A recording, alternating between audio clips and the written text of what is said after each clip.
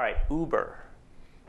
Uber, which used to be called Uber Cab and then Uber Car, and then they got sued, and all the cab companies, threw up their arms and they said, you're not really a cab company, you're not licensed to operate, and so they changed it to Uber. And I've actually experienced Uber when somebody else called the car, and I had a great experience. Car just showed up. It was this beautiful big car and took us where we wanted to go, and it's all on your iPhone, and you can see the car when it's coming on the map, which is great for cities like San Francisco where it's impossible to get a cab. Cities like New York, it's not that hard to get a cab, but most cities other than New York, I think it's great because cabs, it's not a cab culture. I did have a problem today. I was flying in, and this is probably my fault, but I think that all products should be idiot-proof. And I signed up. I registered for the service actually yesterday, and then when I tried to log in, it didn't work, and I couldn't log in. And then I tried re-registering again, but it wouldn't accept my new. It already had my number, and there was no way to retrieve my password. So basically, I screwed up somehow, and then I couldn't start all over again because my number was already registered, but I probably put in the wrong email address or something. So you just need the email of the CEO. Yeah, so that was a real big disappointment. And I think that what they have to do is really kind of make the onboarding process super simple, because if they lost me, they're going to lose a lot of people, and they can't afford that. So what do you think about it? I'm Fly because these guys will eventually get bought out by a Hertz or somebody. It's a great idea. Perhaps, as you say, the implementation isn't quite there yet, but over time, this sort of thing, sort of this on-demand car service sort of thing, without dialing somebody and having some surly guy yell at you for not being somewhere. Really hurts. Yeah, it does hurt. You think Hertz is going to buy them? Somebody will buy them. Okay. Somebody will buy them. A shuttle service or something. It's not a car rental. I know. Yeah. It's like a black. It's like a car service. It's a car service. Don't call it car service. Oh, okay. So it's a car. It's a car will come to you and take you places. It's yeah. a magic I carpet. I like the idea of it. I think that they have a lot going up against them, in that they're against this very entrenched industry in every single city. Where you have to. I know in New York City you have to have these medallions, and it's kind of like a racket. Where these companies, they own the medallions, and the cab drivers have to almost go into indentured servitude and pay hundreds of thousands of dollars for the right to drive their cab. Those companies make a lot of money, and they pay the politicians a lot to sort of keep that in place. So what's your opinion there, Woody Guthrie? I think I'm going to say I want it to fly, but I think it's going to die. You think so? Yeah. So that's my. So you're Fly and I'm Die. I'm Fly. I think someone's going to buy them. I think it'll work. So what we have next is this little dongle. This is Square, right? Yeah. Oh. No. So we have our special guest here. Okay. Hi, is this Travis? Yeah. Hey, Eric Schoenfeld. Eric, how are you doing? Hey, John. All right, come have a seat here. So just to explain the concept. I heard what you said, Eric. Yeah. You're sitting right next to I wasn't sure. Grab your microphone, put it on there. Keith Rabois from Square.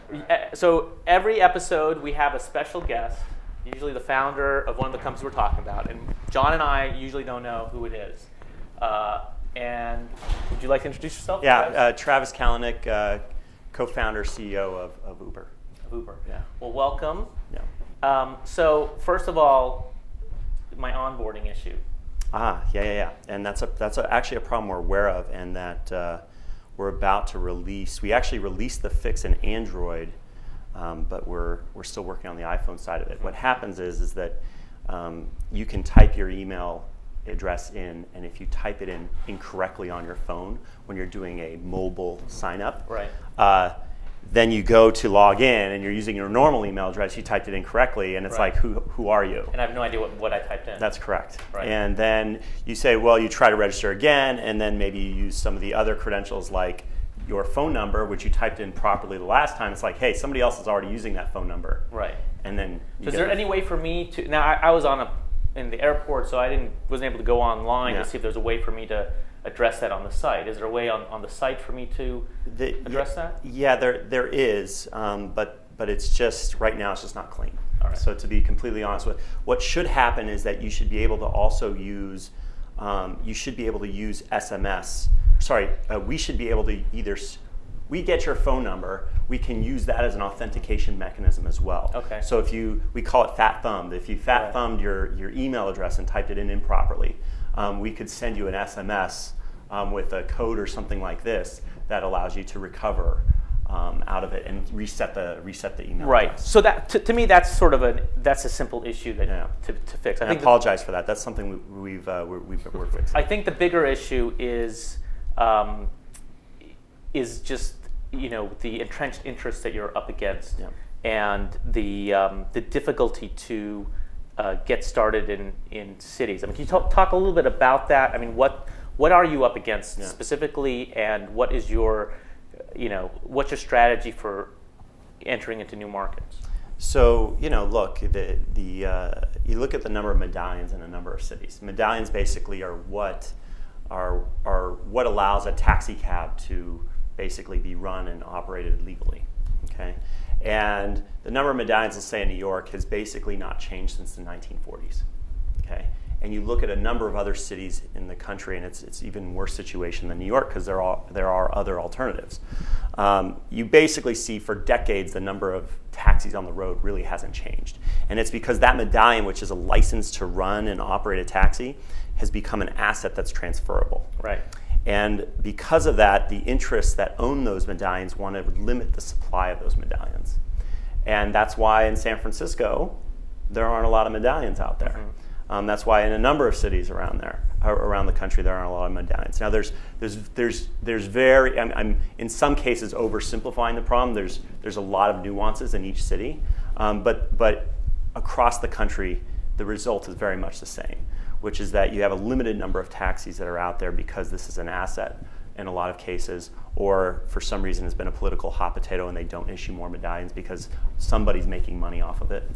And that's the entrenched industry. Then you have what's called either livery or limousine services, which often are you considered a livery service? Well, we are not considered a livery service per se, but we work with our partners are folks who are livery services or limousine You're more of a services. central dispatcher for a livery service. We basically we connect partner fleets or drivers with riders.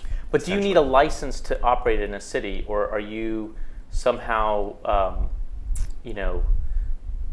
not considered any of these other services? And so we like to think of ourselves as kind of like orbits, right? Is somebody when you go online and you want to get a flight, you type in your information and you get a flight and you can choose the one you want, etc.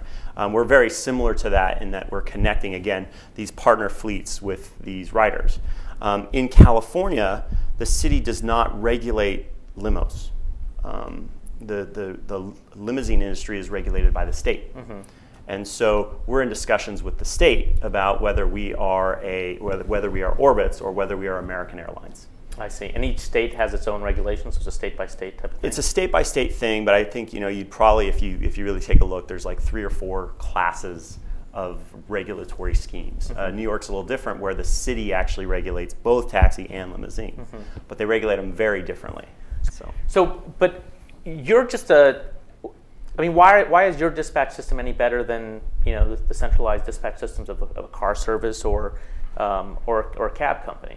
Well, I think what we're bringing to the table, it's not just the dispatch or the connecting. It's really the demand aggregation that we're doing, mm-hmm. and we're doing it at such a level. There's such a huge amount of liquidity that we're bringing in the marketplace that we're bringing certainty to an industry that doesn't really have a lot, right? So they don't know where their next ride is going to come. I mean, they have a schedule. During a day, but there's huge gaps in between. How many rides are you doing a day in San Francisco? I'm not sure I should say, but definitely in the hundreds. In the hundreds, and that's up from what? That's up from zero 6 right. months ago. Yeah. You have any questions? No, seems like a great service. All right, I'm excited. You're sold. I want a better way to get into a cab in JFK, or I want a better way to have somebody pick me up in Brooklyn somewhere. And you can do it now, but then you get like the surly car service guys who are like, yeah, we'll be there in either 30 minutes, or we'll never be there. Yeah, or Well- it's an hour or 2 hours. I Yeah. mean, New York's interesting because Brooklyn, for instance, is just tough to get around, right? There's niches in New York. New York is so big. 1/4 of all taxi and limo dollars go through New York in the U.S. It's so big that you take a niche in New York, you're already bigger than San Francisco. When are you going to be in New York? Soon. Soon. What about the outer suburbs? Like the boroughs? Yeah. Oh, Not just the boroughs, like okay. the suburbs. Yeah, we're gonna start with the boroughs and Manhattan, and then we'll go from there. He wants a car to drive him from the I club. want my own personal. Where are you, Eric? We'll make sure there's coverage there. Okay. So. I'll let you know. Well, thanks for coming by. And Appreciate it. I hope I'm wrong. I hope you're wrong too. Okay. I think you will be. Okay. And I'll let you know when that You can happens. come back here and beat That's me. right. Up. Fair Okay. enough.